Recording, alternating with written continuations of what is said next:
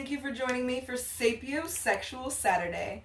Tonight I'll be reading to you a summary of the Battle of Gettysburg from Daily Dose of Knowledge History.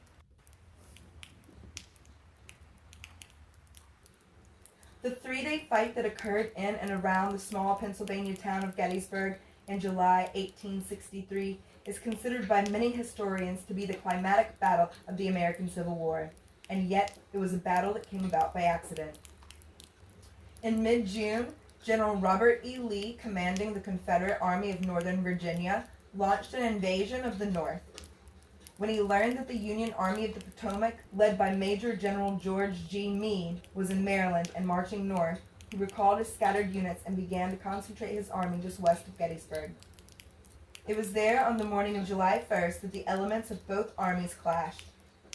Union troops repelled the first Confederate attacks, but by mid-afternoon, Lee had more troops arriving on the field. His relentless attacks pushed the Yankees through Gettysburg to Cemetery Hill. Meade had already decided to fight at Gettysburg, and his army concentrated on the high ground of Culp's and Cemetery Hills, Cemetery Ridge, and Little Round Top overnight. On July 2nd, Lee launched a series of attacks that almost seized Little Round Top. Repulsed on both flanks, Lee decided to send 15,000 troops in a frontal assault on Meade's center the next day. The resulting Pickett's charge was a disaster for the Confederates. By the end of the day, more than 51,000 men had been killed, wounded, or captured. Of the 95,000 men in his army, Meade had suffered a loss of 23,000. Lee, with 75,000 soldiers, counted his loss at more than 28,000. Lee finally retreated on July 4th, and the Civil War continued for another year and a half. The Union dead, who had been quickly interred in shallow graves, were eventually dug up and reburied in the newly rededicated National Cemetery. President Lincoln was invited to say a few appropriate remarks.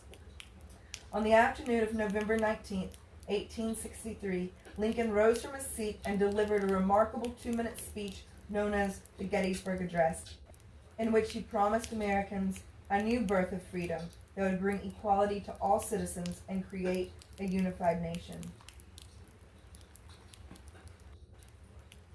Now, I visited Gettysburg this year, and I absolutely loved it. I highly recommend visiting the town and the battlefields, even if you're not really into Civil War history.